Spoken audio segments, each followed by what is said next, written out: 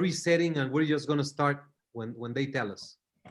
All right, Mauricio, I'm going to try to get on my computer. I had to use my phone for some reason.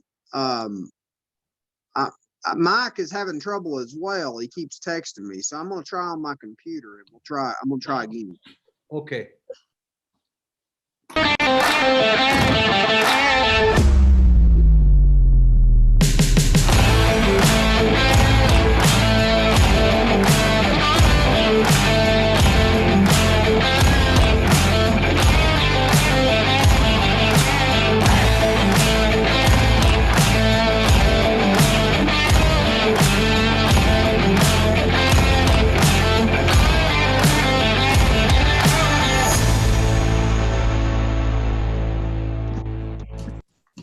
Hello, everybody, and welcome to the WBC Talks. Stay home, stay safe. This is round number 21 rounds.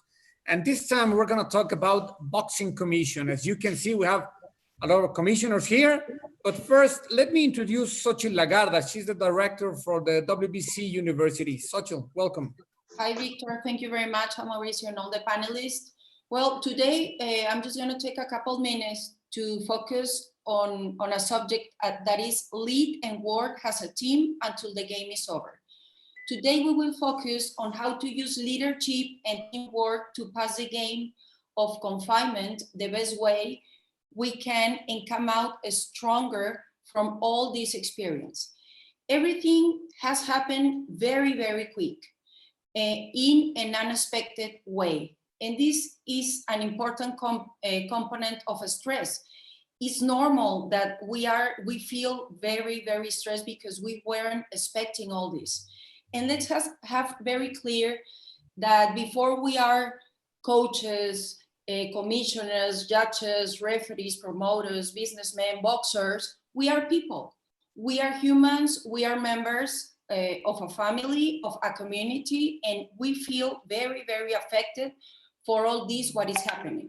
We must always see an opportunity through any difficult time, but we can also transfer the challenge to a personal sphere. And in this sense, we must work on training our social emotional skills. When someone becomes stressed, they tend to become very selfish and stop caring about how others feel or what are the needs of the other, which is totally against a teamwork and an empathy. Now, in what way can we train our social emotional skills to be a team player? Well, we can train them by communication. Good communication is a fundamental tool that we all need to have to take care of this aspect, and we must try to have always a constructive and positive conversation. Cohesion being together, it's another key word. If we want to work as a team, it is necessary to know that we need to keep together or be together in this game. And the game right now is called confinement, stay home, stay safe. And if we want to keep the team cohesive, your family together, then you must define the objectives that rule your environment. So you can share some of the team values to play that game right now. Remember, we are not an island, others also count. And finally, leadership. As a team, stick together is the base on performance of the leader, okay? It is necessary that the leaders fulfill responsibility first. They have to become an example, a role model to others, and always value the others' individual efforts. At the WBC, we have a great example of leadership. Our leader put in action the three key words that I mentioned today: communication, cohesion, and leadership. And I'm talking about you, Mauricio. You have managed in a time of crisis to maintain the boxing family in communication and together through your leadership. I feel very proud of being part of the WBC family, and I'm sure the rest of the people of the boxing family also feels very proud, and we feel very safe being part of this community. Thank you very much and enjoy the panel. Thank you, Xochitl. And now I want to introduce Mauricio Suleiman, President of the World Boxing Council. Your microphone. Have to learn. After 21 rounds, I keep speaking without the mic on. I'm very happy today to be with dear friends from the boxing community. The WBC talks have the intention to keep us communicated, to keep us, the boxing industry in some way alive. And this is a panel which is full of great knowledgeable boxing commissioners. I have known you for many years, and I am sure that it's going to be very interesting, and I'm sure you have lots of anecdotes and funny things that we will share to give some entertainment to everyone who is at home. So welcome to the WBC Talks. It is our intention to have a very informal talk. Whatever that you would like to discuss is completely open. Victor has a few questions, a few dynamics, but we're open to just simply enjoy a good hour of conversation between boxing friends. We don't see Kim because we can only see her, but she's present. And I'm very happy that you have all accepted to be part of this panel. I'm very thankful. Thank you. Thank you, Mauricio. And I want to introduce first Kim Sumbler. She's the Executive Director of the New York State Athletic Commission. Welcome, Kim.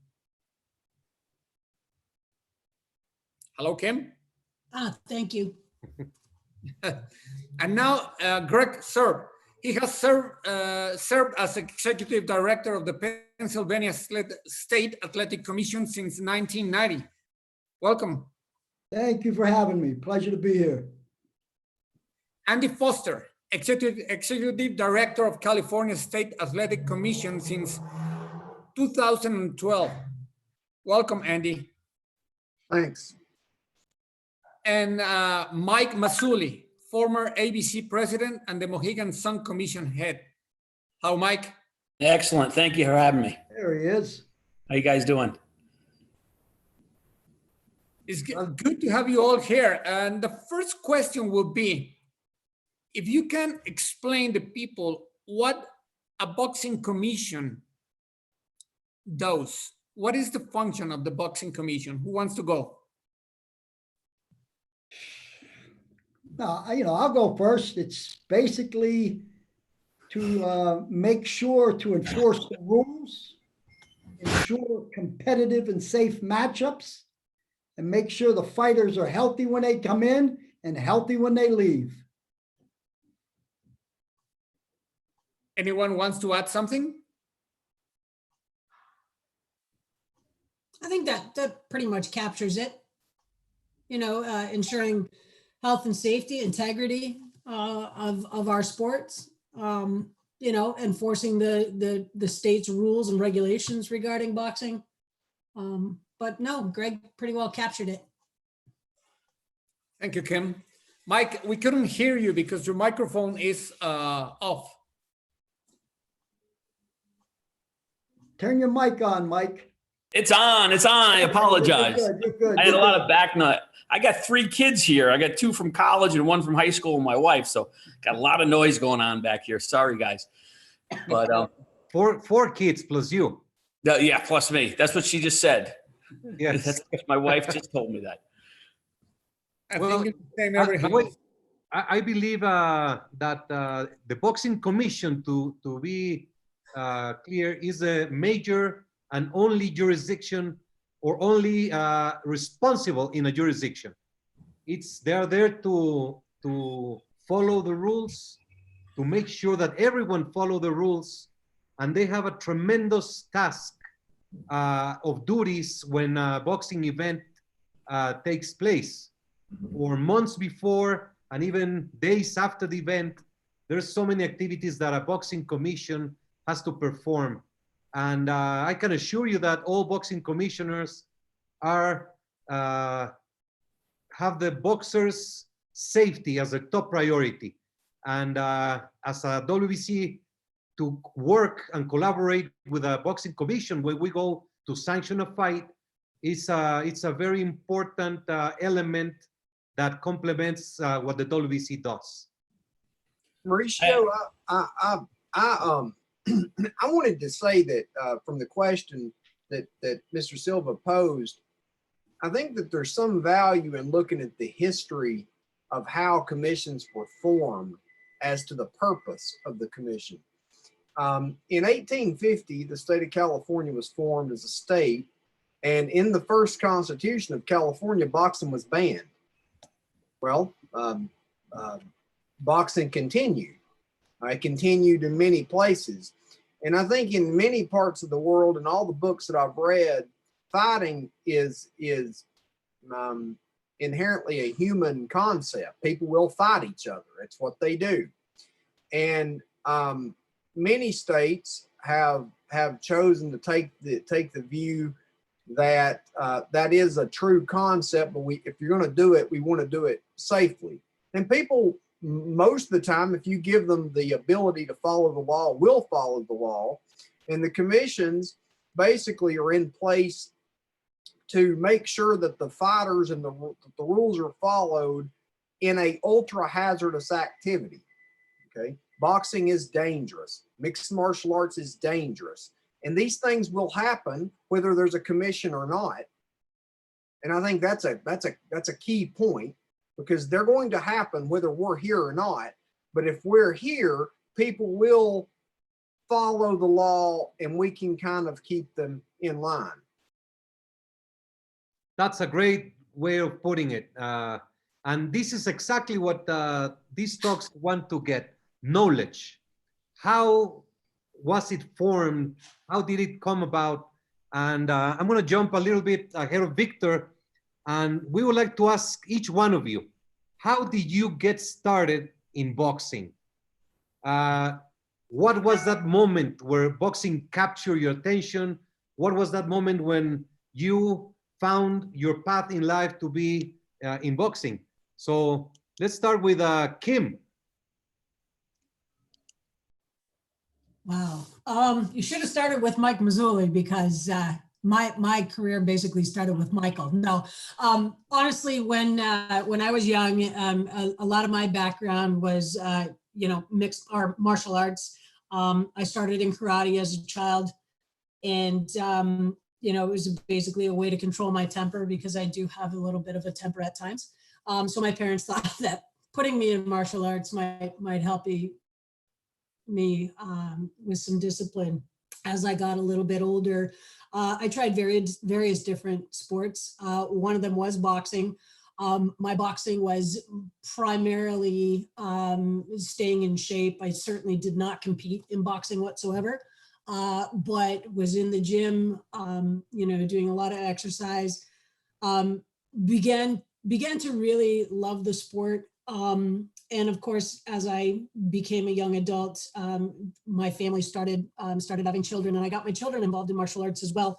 So we kind of bounced around between Muay Thai, Jiu-Jitsu, basically all the fighting sports, in some capacity or another.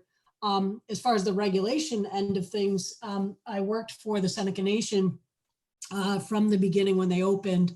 The Seneca Nation is housed within New York State. And in 2006, the Seneca Nation decided that they wanted to have a boxing event at their casino. At the time, there was the Seneca Nation did not have their own athletic commission, so they basically had the choice of whether to bring the state in or to develop their own. I happened to be very good friends with the attorney who was working on the project in order to develop an athletic commission. And we had invited the Mashantucket Pequots, or Foxwoods Casino, initially to come in and help us develop an athletic commission. And very shortly after that, we invited— You hired one of the best guys around. That's me. Then we The invited best Mike regulator in the Mazzulli. country. Sorry, guys. That's it. We invited Mike Mazzulli in to help us continue to help us develop that commission. And And by 2007, we had our first boxing event, and it just took off from there. In 2016, so I regulated boxing and MMA for the Senecas until 2016, when New York finally legalized MMA. So they hired me to initially write and then administer the MMA program for them. And then the following year, they promoted me to executive director. So Hey, that's Kim, tell them, hey, Kim, do me a huge favor. Please tell them who forced you to apply for that job. Yes, Michael. Michael forced me to apply for New York because I was not going to. But I'm not going to say forced. Michael twisted my arm and told me I had to. So pretty much forced. It seemed to work out pretty well for you, though. It did. It worked out well. Thank you, Michael. You're welcome. How about you, Mike? Go ahead in line. Oh, you want me to go? Okay. Well, I got to tell you, I started in actually 1996 in the Gaming Commission for the Mohegan Tribe, and the athletic department was formed. Exactly the same thing that happened to Kim. The tribe wanted to regulate their own shows. We had John Burns, which everyone knows John Burns from many, many years ago. God rest his soul. State of Connecticut. He came and regulated 4 or 5 shows. The athletic department was formed in the Gaming Commission. So I was basically second or third in charge. And then fast forward to when Mike Tyson bit Evander Holyfield's ear. I know there was an opportunity to bring Tyson to Mohegan to his comeback fight. And the Gaming Commission didn't want that to happen. It was they decided they didn't want it to happen. So fast forward another year after that, the council, which is basically like the governor, took the athletic department out of the Gaming Commission and made it into a department. And that's where I took over about a year later. And that's how that whole thing happened. But, the Mohegan really worked a lot of these other. United Nation was another one. It worked really well. The ABC is all involved in it. We have 17 other tribes that are involved as well. So in the ABC as well. So that's where I started from. And, 25 years later, I'm looking back saying, wow, this is crazy. I met Mauricio back, I think you and your dad back in 97, 98 with the first world title. I think it was Tony fighting at Mohegan. So Yes. Excellent. How about you, Greg? Looking forward for this one. How long do we have? I've been in boxing all my life. My dad was a fighter. It was fortunate that my dad was a steel worker and a union leader, as was Ray Mancini Sr. And those two union guys got together a few times, and lo and behold, I was in the same gym as Ray Mancini and Crowley and the Richardson brothers out of Northeast Ohio and Youngstown, Ohio, probably at about 9 or 10 years old, boxed, many amateur fights. Then got into collegiate wrestling and, had a nice career as a collegiate wrestler, and was fortunate to get to graduate school at Penn State and wrestle and coach there. And out of nowhere, back in 1989, I just applied for the job at Pennsylvania. Hey, Greg, I was still in college. I've been here, it's coming on 31 years now. I've seen just about everything. And Mauricio, me and your father went way back. I mean, when we first started the ABC and we had the first meeting of the unified rules in New Jersey, your dad, and I mean, they were all there. It was a who's who. It was educational. It was funny, sometimes a little contentious, but it's a sport that I just gravitate to and I still participate in, loving every minute of it. And we can tell you love it. You're very passionate. That is great. How about you, Andy? I got into boxing kind of stemmed from mixed martial arts. I mean, in the about 97, I started training jiu-jitsu, watched the Hoist Gracie thing, really liked what he did, really thought it was great, started training jiu-jitsu, Got along.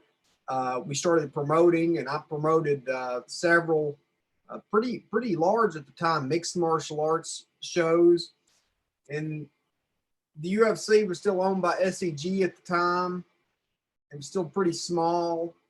And then there was some comments made by some politicians. And, you know, at that time, it wasn't really called mixed martial arts, but the precursor of MMA was essentially what I thought was gone. Okay, I thought it was gone. And the state of Georgia, where I lived, banned that activity. So I thought it was gone. So I started boxing. I started training boxing. That's all I did. And I kind of put jiu-jitsu on hold, and I just box. And then I would take amateur fights. And then I got my promoter's license to promote professional boxing. And I promoted some professional boxing. And then I promoted some amateur boxing. And I did all these things. And then I helped with a bill in Georgia where we brought MMA back in a certain capacity, but in a regulated capacity. Some of my friends back in Georgia were very instrumental in getting that bill done. Anyway, it came back. And then at the same time, in the concurrent time, Mauricio, the UFC was being sold to the Fertitta brothers. And the UFC did what I consider to be probably one of their most smartest strategic moves, at least in the scheme of things, by hiring Mark Ratner and Kirk Hendricks from the Nevada Commission and bringing them over. It felt like dominoes across the thing. Well, MMA, how is MMA related to boxing? We're getting there, because as that happened, I decided, okay, well, now that mixed martial arts is regulated, they need a referee. So I became the referee for the Georgia Athletic Commission for the mixed martial arts. Well, I was that for a long time. Well, then when the executive director decided to do something else, they said, you want the job? Well, I mean, I was like, and that was in 2008. And I didn't at first, but then anyway, I ended up taking it. In 2012, this job came open. I applied, I got it. And that's how I've sort of introduced to boxing. It really stemmed from mixed martial arts and what I thought was the end of the sport of mixed martial arts. And that's why I started boxing. But I kind of got my feet in both areas by doing that, from a promoter, official, the whole bit. Great. Well, I know you're a boxing passionate people, all of you. Then you must have a favorite boxer of all time. Which one would be for each, starting with Greg? Oh, I got two. My dad showed me old films of Jack Johnson. I thought Jack Johnson, if he was here now, he'd clean up the heavyweight division. Big, athletic, can punch, stamina. Jack Johnson would have dominated the heavyweight division. And then in a more current form, I was a huge Arturo Gatti fan. Oh, let me go next, please. Let me go next, please. $30 down, you got your money's worth when Gatti fought. Victor, let me go next. Let me go next. Okay, but let Greg finish. Okay, I'm sorry. For the money, Arturo Gatti gave you the most every fight. There was no such thing as a bad Arturo Gatti fight. He may have gotten beaten, but it was a war. It was action. It was nonstop. It was, he'd get backed up. He'd back you up. Nobody better. Jack Johnson 1, Arturo Gatti 2. Okay. So each gets 2. Okay, very good. Oh, I'm next. Would you like me to go next, Yes. please? I'm going to go Willie Pep, of course.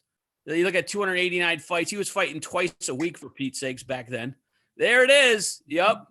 Willie Pep, of course, he's a Connecticut boy too, so I'm a little biased towards him. But actually, Willie, we had our first Connecticut Boxing Hall of Fame dinner, and Willie was alive, and he was in a convalescent home. He didn't make it, but I tried my darndest to get him there. But and I gotta go again. I gotta go Mickey Ward too. Mick, that's why I said Gotti Ward. You know, you can't get any better than that. I think Mick is underestimated over the years. He's finally getting his due most recently, but he's another guy that get in the ring and have no fear. Didn't matter who he was fighting or where he was fighting. I mean, I remember going up to New Hampshire and seeing those fights on the beach and against Manuel Augustus. I think you guys remember that one, but holy cow, it was a war. So I'm going to go with Pep and Mickey Ward. Just You like aside, Arturo Gotti's first loss and one of his only losses at the Blue Horizon in Philadelphia. He lost the majority 6-round decision.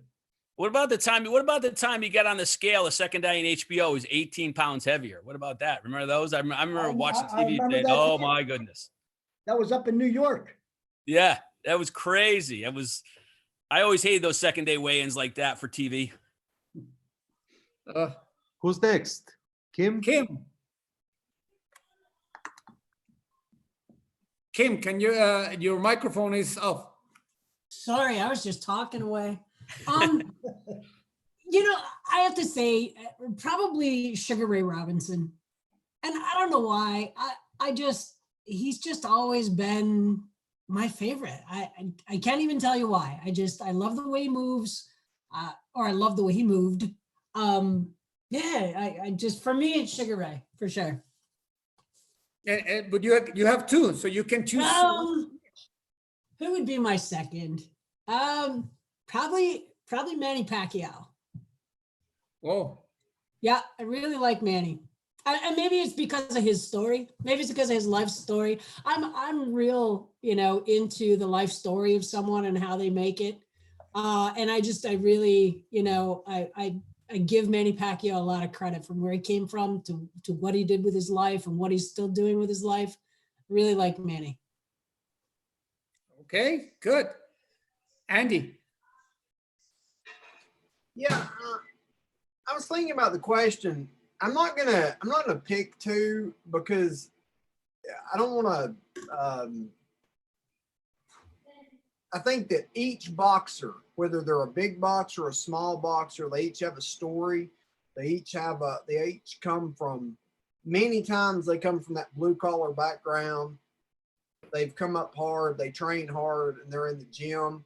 There's a lot of boxers that I admire, but really my favorite boxer is every boxer that puts on those gloves, because they're getting hit, they're getting smashed. And whether it's 4 rounds or 12 rounds or wherever, and you see them, and me and Greg see them, we see them, we walk them up and we walk them down. And it's those conversations when you're walking them down, or those conversations when you're walking them up. Those are personal conversations between a commission rep and those boxers. Those are hard conversations. And it's just, boxing is it's not like other sports, because you're getting hit and you're in the gym, and it's very blue collar, it's very granular.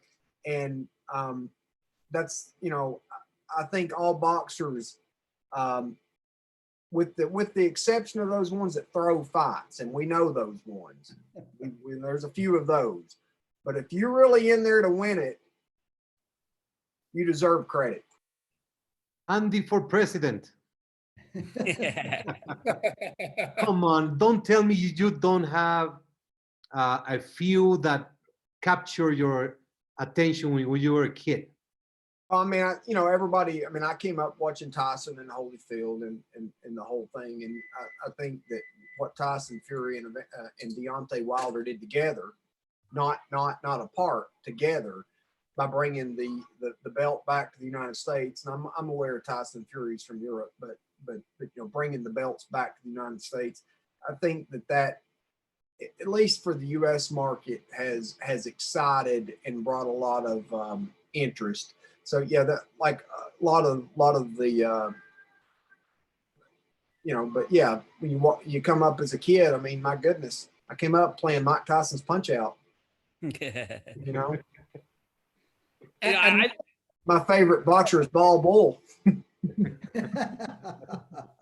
I got to go back. There's a lot of these kids that, like you said, 4-round fights. You got like guys, Greg Shaka Moore is another kid, a local kid that you know, he fought everywhere on the East Coast, didn't care who he fought, just loved to fight. And those are the kids you got to love as well. These kids that have the heart and the will to get in the ring when they know they're getting in there and, you know, so-called opponent, or, you know, they come out winning a couple of times. A kid named Wiggins, a heavyweight from Rhode Island, reminds me too, who actually beat Kirkland on ESPN many years ago. It was the last, he came in 2 days earlier. He was driving a truck across country, turned around to come fight and ended up knocking him out. And I just remember Duva Promotions just shaking his head because he knocked him out cold. And I'm like, it's just crazy stuff like that. It's some great stories over the years.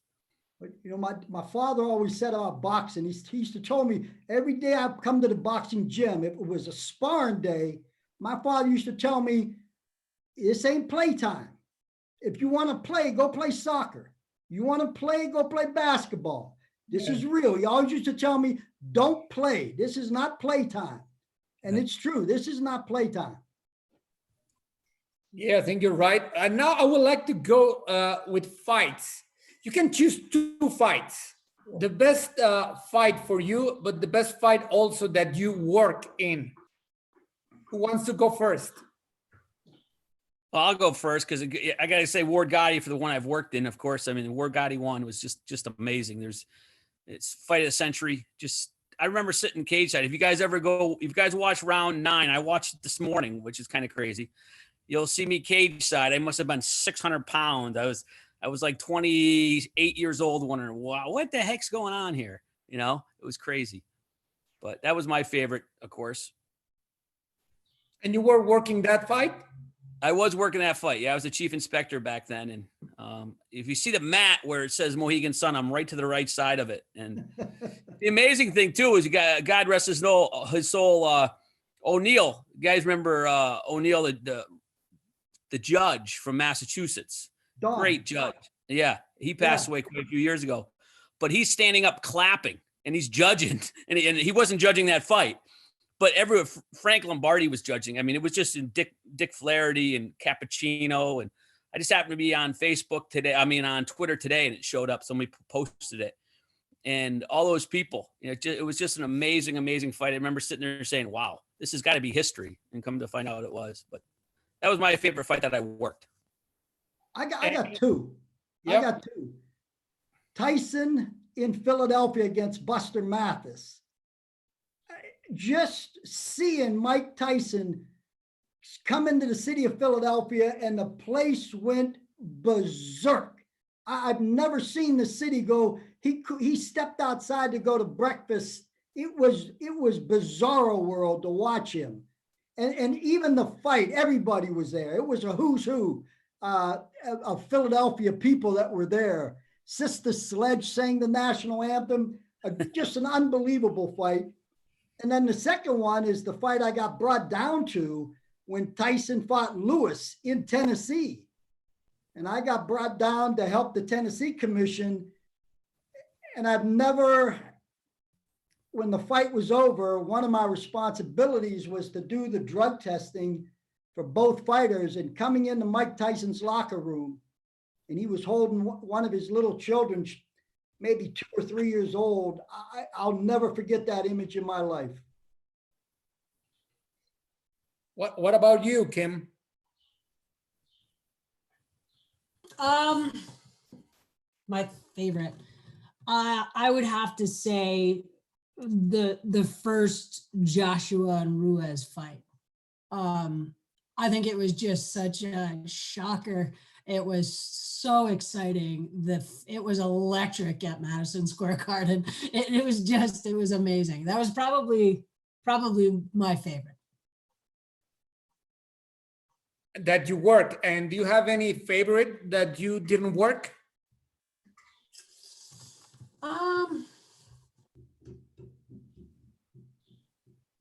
You know, I don't think that there's any that really stick out in my mind as being my favorite. You know, I've watched so many fights in my life. It's really hard to pick a favorite that way. You know, when you watch them on TV, it's exciting. They're all exciting. You know, it's pretty rare that you get a boring fight.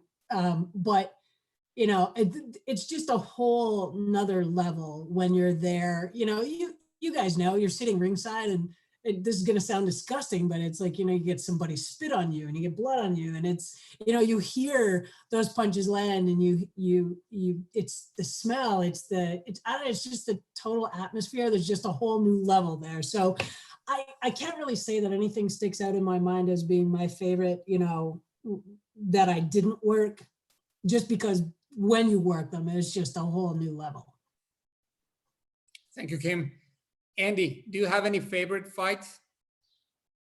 I think my favorite fight that I've been to, Mauricio was sitting beside me, and we did the Wilder Fury, the first one. We were watching the scores come in, and look, I know there's been a lot of talk about that. I was seeing the same fight that Alejandro Roshin was seeing, and we were on the same side. That's the way I saw it. You know, I obviously can see a different way when you go back and look at it, but when you say fights do look different, I was, you know, that's what I was seeing. And, you know, I'm starting to look at the scores in about round 8 or 9. And I'm realizing this could, depending on the way these next few rounds goes, we could have a draw. There's a lot of different things that could happen, but this thing's ultra close going into this. And that was really one of the few times where I've been truly really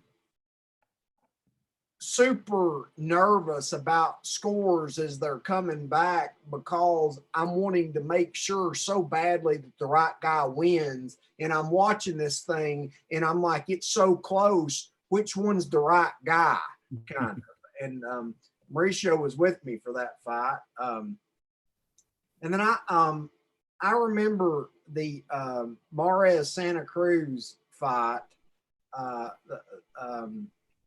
the one where they fought, and The second one. I like the first one. Yeah, because there were so many punches thrown on that first one.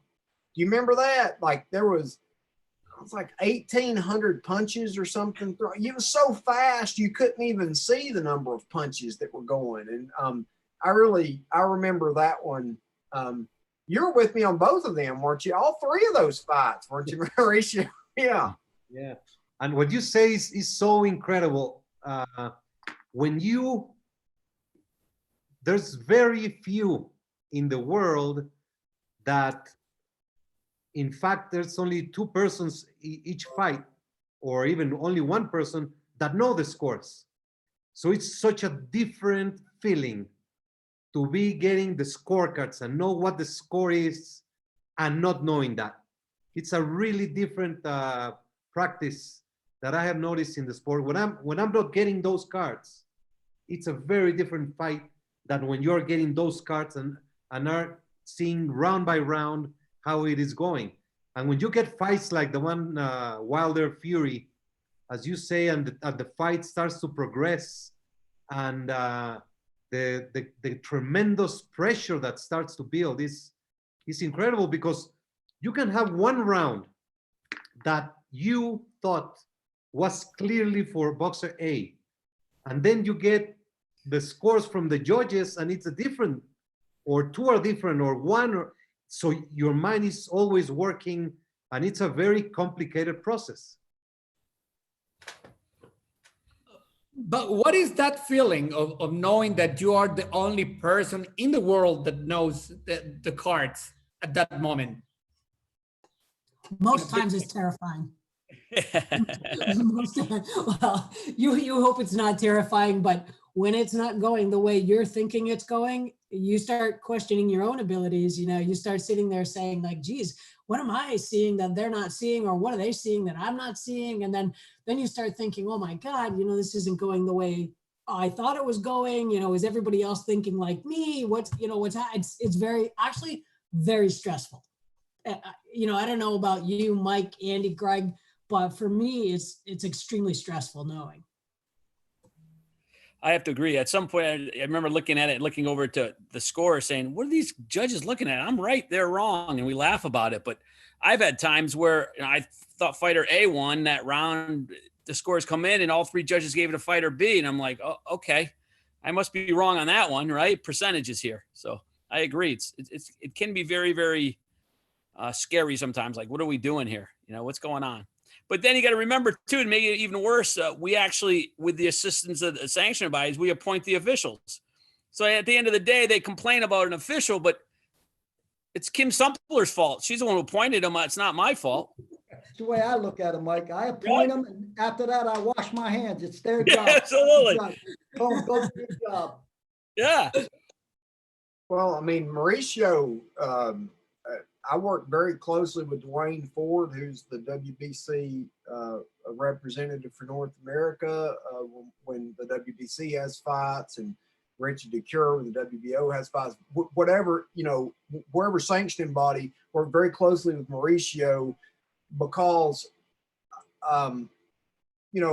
their belt is on the line. They've trained these officials just like I've trained the officials. And I certainly want to respect and have a good relationship with the World Boxing Council because they're doing business in the state and they want the right score. We want the right score. And I feel like that relationship, while it's separate, should be respected. I have to totally concur with you on that. I think that we train, the ABC helps train the WBC, and the WBC does their own training, and it's only fair to utilize officials that are within each sanctioning organization. One nice thing at Mohegan is I don't have any due pressure from the governments or anyone above and beyond. I appoint who I want with the assistance of whatever organization's coming in. And, I think some states have issues and concerns with that. And, I feel sorry for the commissioners that are trying to do that. It's a difficult, it's a very fine line to maneuver. And I don't have to do that, which is nice. Greg, do you have an issue like that too? Do you have, or are you able I've been here so long that, I don't look over my shoulder anymore. These are people I appoint, and, I have a nice, firm position in Pennsylvania that allows me a lot of autonomy. But, I'll go back for boxing and MMA. It's still the only sports in the world where you got 3 judges in 3 different spots judging 2 moving objects. There's no other sports in the world like that. None. So you are going to have some difference of opinions. Yeah. Yeah. Next, I would like to ask you for the weirdest thing that ever happened to you as a ring official or supervisor, commissioner. I'm going to give you a little time to think about it. I just want to let you know that people are watching us in Philippines, Mexico, US, Panama, Spain, Brazil, Germany, UK, and Thailand. So I just want to say hi to everybody there.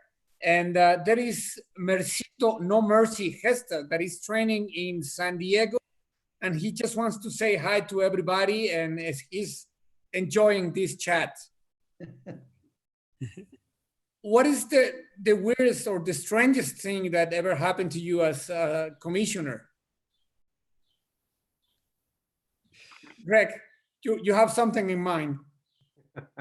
I mean, everybody, if you stay in my business long enough, if you stay here long enough like I have, you're going to have a death. That's almost, it's inevitable.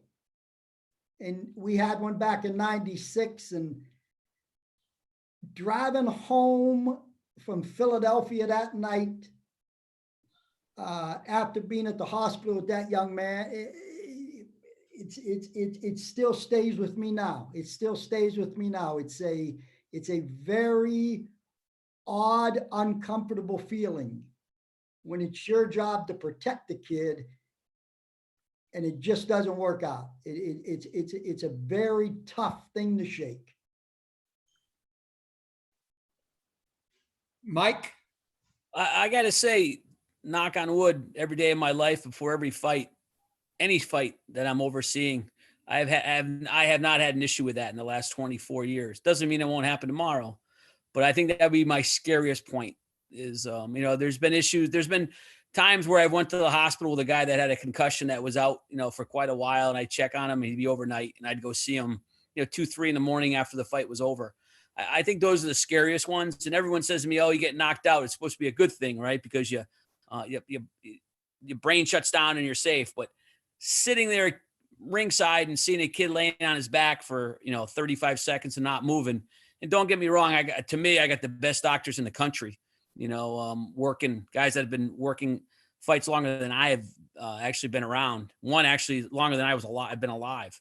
But with that said, I think that's the scariest point is when somebody's out cold and they don't come through, and they eventually come through, and they head off to the hospital. We send them right away for a CT scan and MRI. And if I find out 2 o'clock in the morning when we're all done, if they're staying overnight, I'll drive to the hospital and see what's going on. So I think that's the scariest point is getting somebody not. And actually, it's not just the knockout; it's the head hitting the back of the canvas too. The second hit, that scares me the most. But how about the weirdest or funniest thing, the unexpected? Oh, I'll go back to Shaka Moore. We go inspectors. Everyone knows what inspectors do. So I'm telling everybody, hey, listen, make sure you're not wearing. We did the whole thing about contacts. The whole thing, we discussed it. I mean, we beat it into the inspector's brains the day of the fight. Shaka Moore comes out. He loses by TKO in the 3rd round because his contact got stuck in his eye when they're not supposed to have a contact in his eye. And I'm like, it was a swing bout on ESPN. I'm like, oh, come on, guys, So that was the funniest thing afterwards. It wasn't funny when it happened, but it was funny afterwards. So he had he fought with the eye contacts. Yeah, we trained the inspectors, checked the contacts. It was the same night. It was so funny. It was the same night. And we also had a couple of kids coming out with lollipops in their mouths and stuff like that. Like you kind of look at it. And the interesting thing is a lot of people don't understand what's occurring. Like you wouldn't know that this gentleman came out with a lollipop in his mouth. But, as inspectors and commissioners and you, Mauricio, that's against the rules. It's against the rules to come out with, contacts in their eyes. But it happens. And it's funny because afterwards we talk and laugh, have a post-fight meeting and figure out what happened that we can fix. So, a lot of little stuff gets by a lot of us and you don't realize until afterwards. And then you try to fix it for the future. Kim, do you have any story you want to share? Gosh, we've had several blunders since we started regulating MMA. I've only been with New York for a couple of years, so I've been fortunate, like Mike Mazzulli, in my years of regulating, I've so thankfully have never had anyone die on my watch. Would probably be, I don't want to say it would be the end of my career, but I would have a very hard time, I think, continuing if something like that were to happen to me. Or to happen under my watch. As far as funny things that have, gosh, there's so many. I have to say, we had one, and I certainly can't mention any names, but we had this young athlete who came in. It was a 4-rounder, just at one of our smaller venues.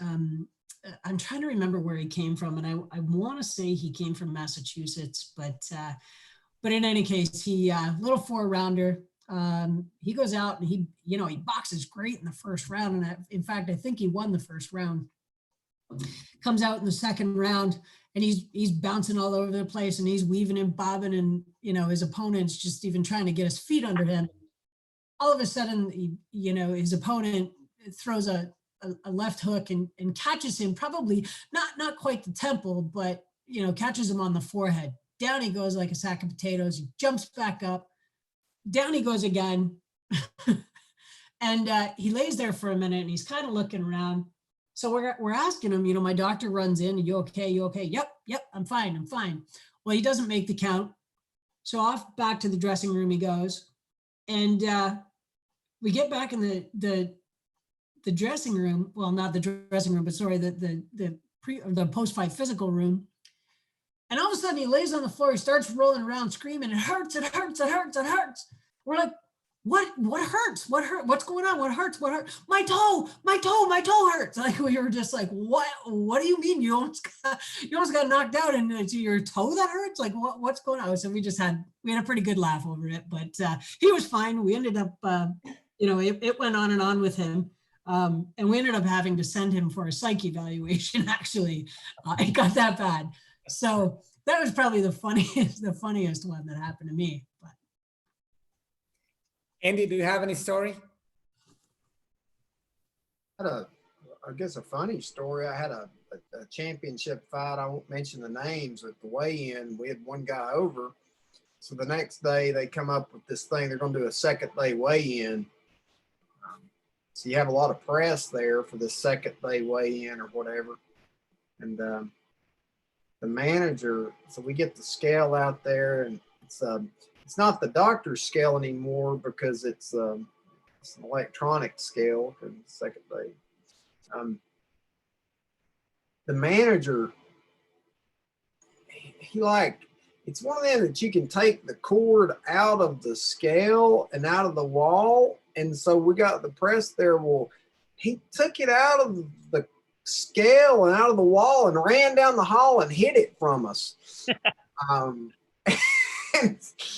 we had to go to the gift shop in the hotel and get batteries for it's funny now. It was less funny at the time.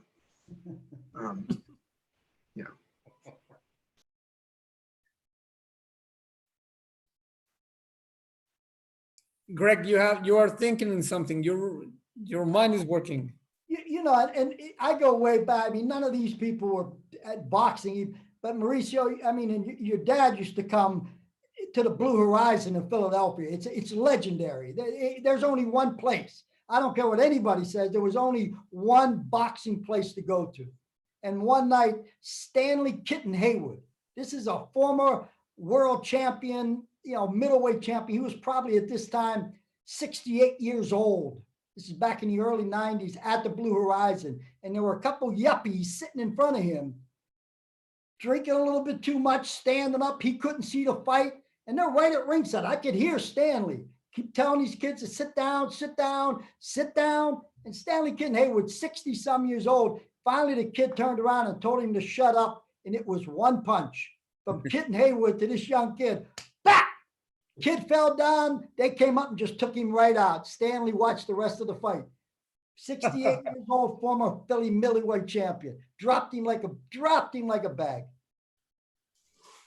Thank you. We were in Argentina in a convention. So we went out after a session. Before coming back, we're walking on the street, and this guy comes and takes the wallet of this guy, okay?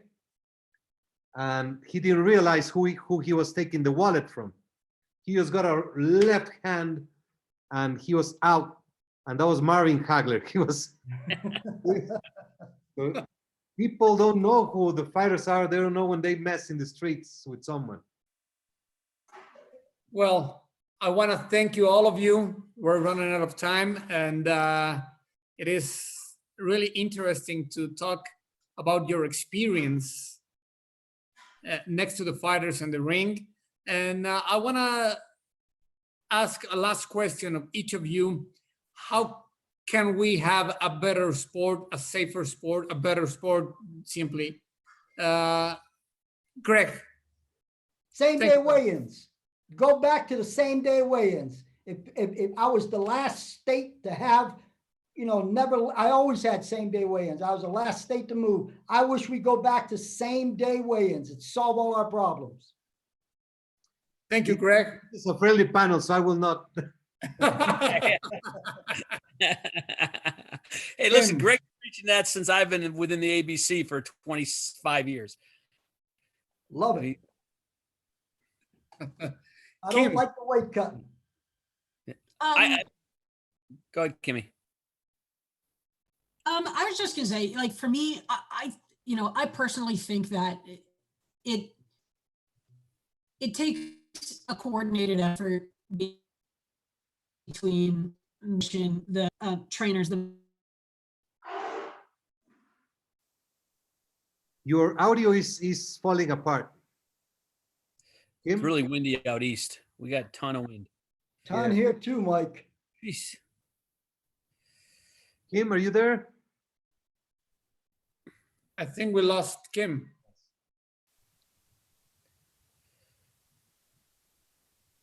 Andy, do you want to go? Sure. The question is, how can we make the sport better? Is that the Yeah. question? So I agree with Greg that weight cutting is the biggest fixable issue in boxing. I just don't agree that same day weigh-ins is the answer, because the second day weigh-in,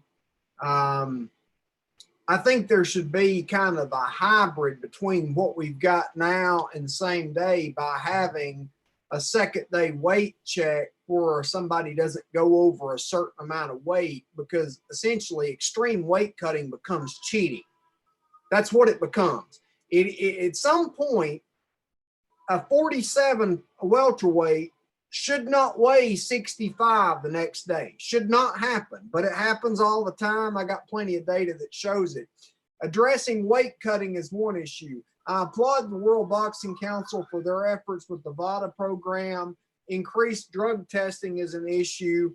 And there's basically, think of it as three pieces, with weight cutting be the top of the piece, because it's the most easily fixable problem, because you've got the most proliferation of it. But you've got neurological concerns, and that can be addressed through appropriate number of rounds, and should this person be fighting. We have had over the last 20 to 30 years a proliferation of titles. Okay, that's fine, because we have many more boxers than we used to have. Okay, so proliferation of titles is fine.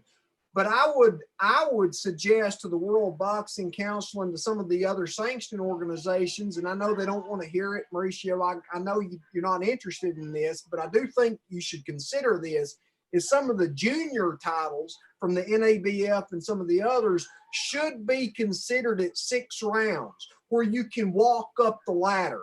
Because what we're doing is we're sticking in people that, Greg, I know you know what I'm talking about. You're looking at this for 10 rounds and you're thinking, all right, this person's certainly a 10-round fighter. If they're going to sanction it, we'll go. We'll do it. But that, to me, when you combine the weight cutting, the drug testing, and the neurological thing, and you're getting up more rounds than they used. Let me give you an example. I'm going to give you an example, a perfect example. In 1980, this commission had, I believe, 21 12-round title fights. I believe last year we had 96 or something like that. Okay, so that shows you the increase in the number of rounds that is not arithmetic with the amount of boxers we have. So we're fighting boxers more rounds than we used to, and we're moving them quicker than we used to. Fine. But there should be some steps along that process that lets commissions and sanctioning bodies be able to rank these people. And I would argue that they should start at the 6th round. It doesn't have to be like a title that is some monumental title. We should understand what the title is, but a junior title at 6 rounds should be able to be used to say, okay, this person's done a very good job at 6 rounds. Let's move them to 8. Let's move them to 10. Let's move them to 12, as opposed to moving them from 6 to 10 real quick. If I may clarify, you are absolutely right. In our last convention, we modified every single affiliated title fight to be contested at 10, not 12 rounds. And those that we consider the lower ranking at 8 rounds. So that's an absolute concern, and fighters are moving so fast. When you get a good prospect that is knocking everyone out in 1 round, immediately he's going to fight at 8, 10 rounds. And when he finds himself in those times of being gone to the distance, that's when it becomes very dangerous. I agree.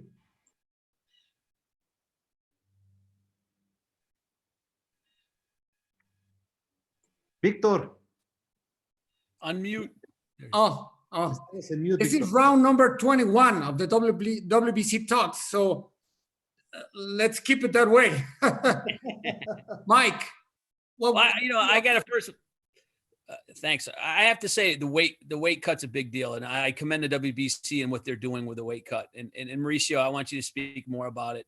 But I think that's the biggest factor is the weight cut. I have second day weigh-ins like Andy does, and I have the 10% just like Andy does. In all combative sports, it seems to be working. If my theory is if you're 10% over the second day and you still want to fight at that weight, come back and fight at 145, just provide me a doctor's note 3 months out stating what weight you're at, and the doctor stating that it's clear for you to lose that much weight to get down to 145. So, that's what I do at Mohegan for all my combative sports. It doesn't matter what it is.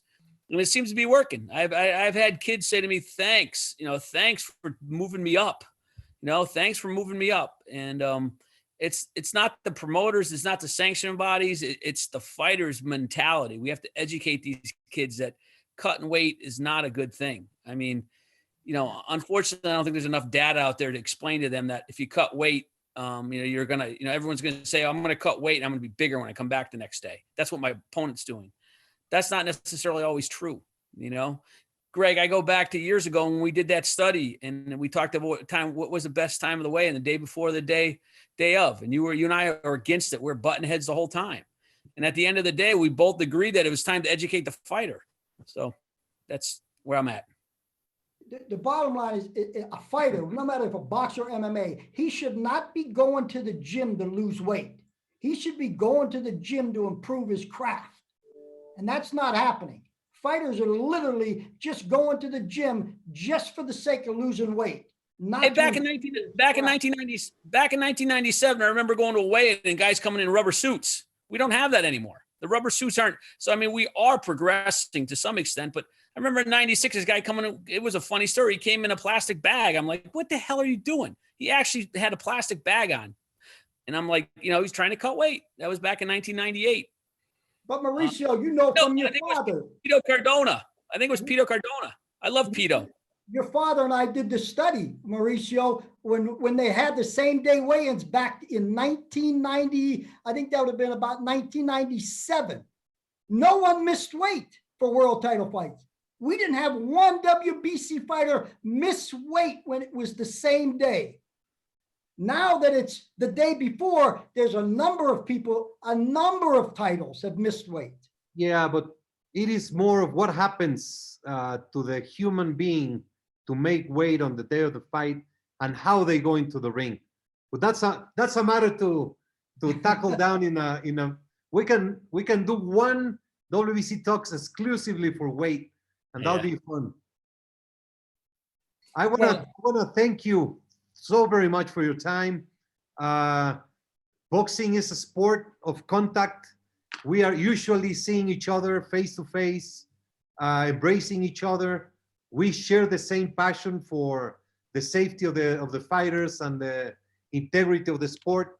And these are difficult times, but we're gonna get through it. And we just have to stay active, stay positive, let the things carry their own process. Stay home and continue to tell our loved ones that we love them, call people, and we will see each other very soon. I just want to thank you very, very much for participating in the WBC talks, and I cannot wait to see you in person in the near future. Appreciate you having me. Thank you. Thank you. Thank you. thank you very much. This was, as I said, round 21 of the WBC talks. Stay home, stay safe. Thanks for watching us, and wait for the next one, round 22 tomorrow. Influencers is going to be good. And on Friday, we have a big surprise, Mauricio. We're going to have Julio Cesar Chavez in the Spanish version and Sugar Ray Leonard in the English version. Do you want to say something? Me? I Yes. cannot wait. No, I'm just very happy and I will be seeing everybody soon. Thank you. Thank you very much. Be safe.